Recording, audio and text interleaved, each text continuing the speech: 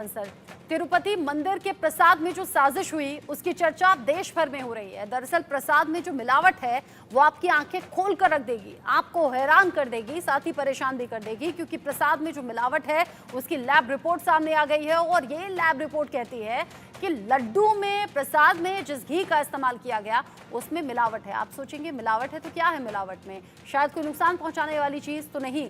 यहाँ आपको नुकसान पहुंचाने वाली चीज तो है ही, आपकी धार्मिक भावनाओं को आहत करने वाली चीज भी है। प्रसाद बनाने वाले घी में जानवरों की चर्बी की पुष्टि हो गई है। इसमें फिश ऑयल है, इसमें बीफ है और इसमें लार्ड है, यानी कि सुअर की चर्बी भी इसमें मिली हुई है। चंद्रबाबू सरकार ने मिलावट का मुद्दा उठाया था। वाईएसआर कांग्रेस की सरकार के दौरान इस घी में मिलावट हुई और इस घी के लड्डू बने। लड्डू न सिर्फ तिरुपति बालाजी मंदिर के लिए थे, बल्कि रामलला की प्राण प्रतिष्ठा के दौरान वो लड्डू राम मंदिर भी भिजवाए गए थे। 1 लाख लड्डू का प्रसाद भिजवाया गया था, जो सभी राम भक्तों में बांटा गया।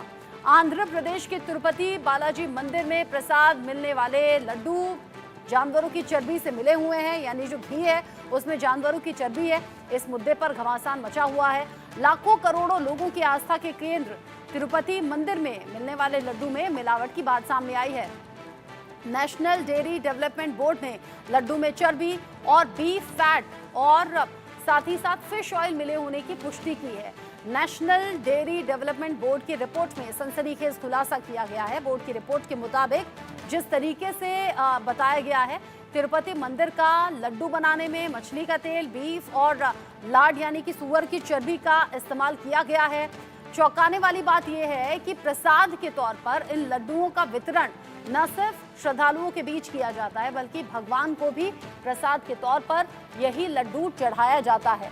लैब की रिपोर्ट सामने आने के बाद संतों ने भी अब मोर्चा खोल दिया है। मुख्यमंत्री चंद्रबाबू नायडू सरकार से कड़ी कार्रवाई की मांग भी कर रही हैं।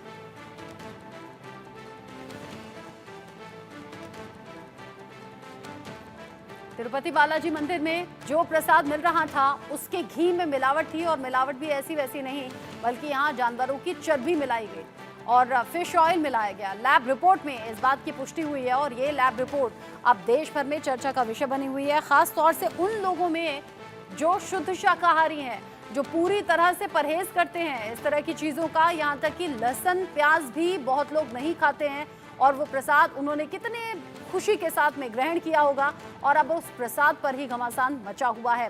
स्वामी रूपेंद्र प्रकाश जी मेरे साथ में जुड़ गए हैं, और साथ ही साथ जिस तरीके से अभी ये खबर सामने आ रही है, चूंकि स्वामी रूपेंद्र प्रकाश जी हैं, महामंडलेश्वर हैं, प्राचीन अवधूत मंडल आश्रम से। स्वामी जी, स्वागत आपका इंडिया न्यूज पर। मुझे ये बताइए, धन्यवाद। बहुत से लोग लहसुन प्याज नहीं खाते, बहुत से लोग बिल्कुल शुद्ध शाकाहारी होते हैं, जो अंडे को भी हाथ नहीं लगाते, मांस मछली तो बहुत दूर की बात है।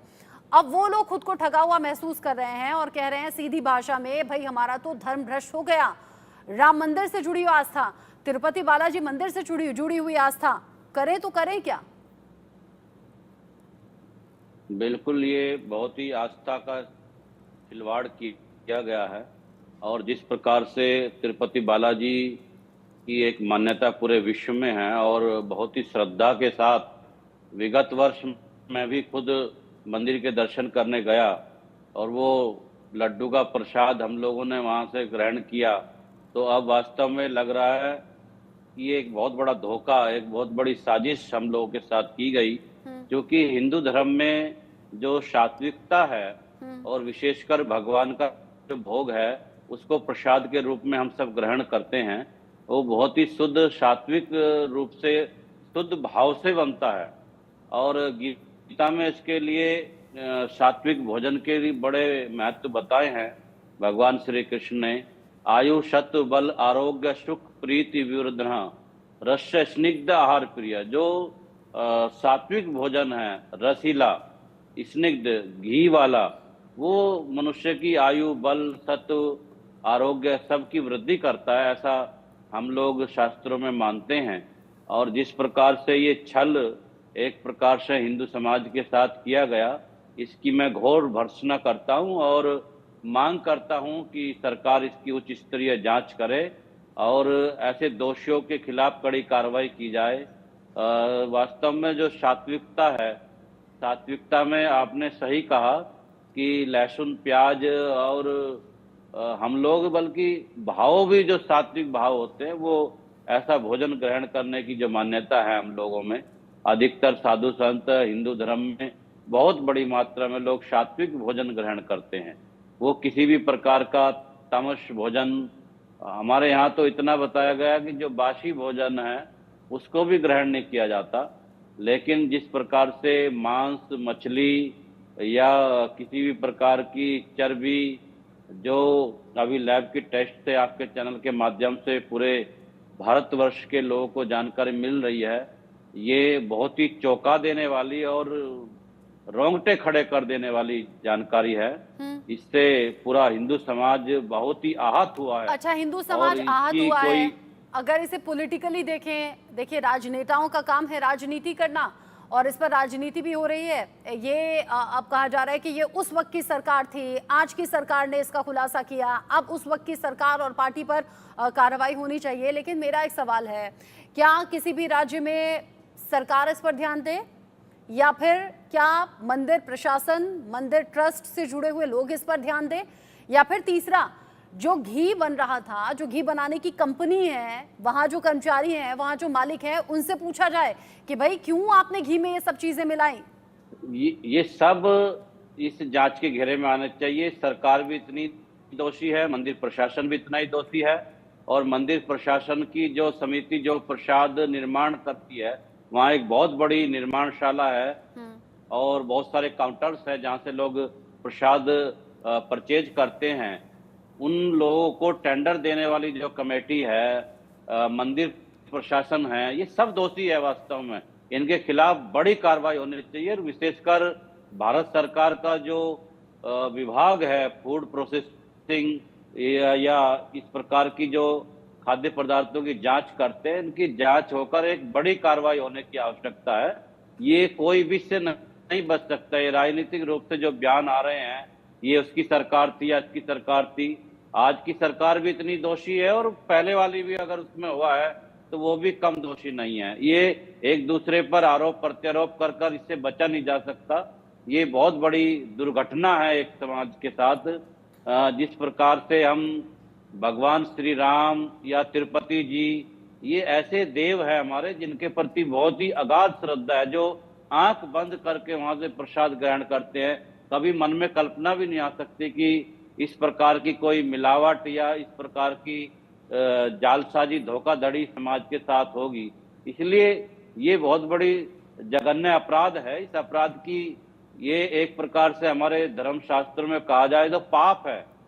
पाप किया इन लोगों ने, इसकी पाप की सजा इनको सरकारी जो ऑफिसर्स उसमें उसके रिसीवर, केयर टेकर, सरकार का बहुत बड़ा तंत्र उसको देखता है वहां पर, और एक बहुत बड़ा प्रशासन है, बहुत बड़ी व्यवस्था है। ये कोई भी इससे बचा नहीं जा सकता। आज श्रद्धालु अपने को ठगा महसूस कर रहा है, वो लग रहा है कि मेरे साथ कितना बड़ा धोखा हुआ है। ये इस प्रकार के जो बयान राजनीतिक लोग दे रहे हैं। अच्छा, ये बताइए, राजनेता, जैसे मैंने कहा राजनेताओं का काम है राजनीति करना, वो राजनीति करते रहेंगे। अब मेरे जैसे कुछ लोग हैं जो आस्थावान हैं, मेरे जैसे लोग जो कि रामलला की प्राण प्रतिष्ठा में नहीं गए, लेकिन जो लोग वहां पर गए थे, मैंने कहा था प्रसाद लेते आना, और मेरे जैसे करोड़ों लोग हैं जो कह रहे थे प्रसाद लेते आना। अब वो प्रसाद हम सब ने ग्रहण किया। उस प्रसाद को ग्रहण करने के बाद में क्या हम ये समझे कि हमारा धर्म भ्रष्ट हो गया है, या इस परेशानी से निकलने का कोई समाधान आपको नजर आ रहा है? धर्म भ्रष्ट तो हो ही गया है निश्चित रूप से। और वो प्रसाद हमने लाकर आप जैसे सैकड़ों श्रद्धालुओं को उसमें और अन्य प्रसाद मिलाकर बांटा, क्योंकि एक आस्था होती है समाज में। धर्म भ्रष्ट हुआ है वास्तव में, और ये ऐसा प्रायश्चित है जिसकी प्रायश्चित के लिए हम जैसे लोगों को गंगा स्नान और गंगा जल की और अपने आप को पवित्रीकरण करने की आवश्यकता है। वो एक अलग विषय है कि वो हम उसको कैसे, क्योंकि भूल चूक हुई है। हाँ। ये जानबूझकर हम लोगों ने नहीं खाया। ये हम इतने दोषी नहीं है जितने दोषी वो लोग हैं जिन्होंने ये छल किया है। हाँ। राम मंदिर में मैं स्वयं गया था। हमारे देश भर के बहुत ही प्रतिष्ठित 7-8 हजार लोग वहां पर उपस्थित थे। सब लोगों ने प्रसाद ग्रहण किया। बिल्कुल। तो वास्तव में ये एक प्रकार का जो छल और पाप हम लोगों के साथ किया क्योंकि है, आम लोगों से इसका ज्यादा जो प्रायश्चित सावधानियां हैं, जो एहतियात हैं, वो आप साधु संत समाज के जो लोग हैं वो बरतते हैं, तो समझा जा सकता है कि भावनाएं कितनी आहत हुई होंगी। और लैब की जो टेस्ट रिपोर्ट है वो बताती है कि इसमें मछली का तेल है, इसमें बीफ भी है और इसमें सुअर की चर्बी भी है। सोच कर ही ये लगता है कि कैसे हमारे साथ में ये खिलवाड़ हो गया और न जाने कब से ये चल रहा होगा। अब जाकर खुलासा हुआ है तो जांच भी हो और केंद्र सरकार से अपील कि ऐसी जितनी भी घी की कंपनियां हैं वहां छापा पड़े, ये जांच हो कि घी में मिलाया क्या क्या जा रहा है और बाकी निश्चित खाने रूप की से चीजों में क्या मिलाया और जा रहा है। और सारी भारतवर्ष का जो खाद्य पदार्थ है, तेल, घी हाँ। या ऐसे ब्रांडेड है जो अपने आप को शुद्ध देसी घी या शुद्ध तेल कहकर बेचते हैं, वास्तव में पूरे बिल्कुल, देश में जांच का विषय खुद है। को प्रमोट और करते हम हैं लोग लेकिन झूठे दावे भी करते हैं। आपने हमें कीमती समय अपना दिया स्वामी जी, बहुत शुक्रिया इंडिया न्यूज के साथ जुड़ने के लिए। धन्यवाद। आगे बढ़ेंगे, अगली बड़ी खबर महाराष्ट्र से है।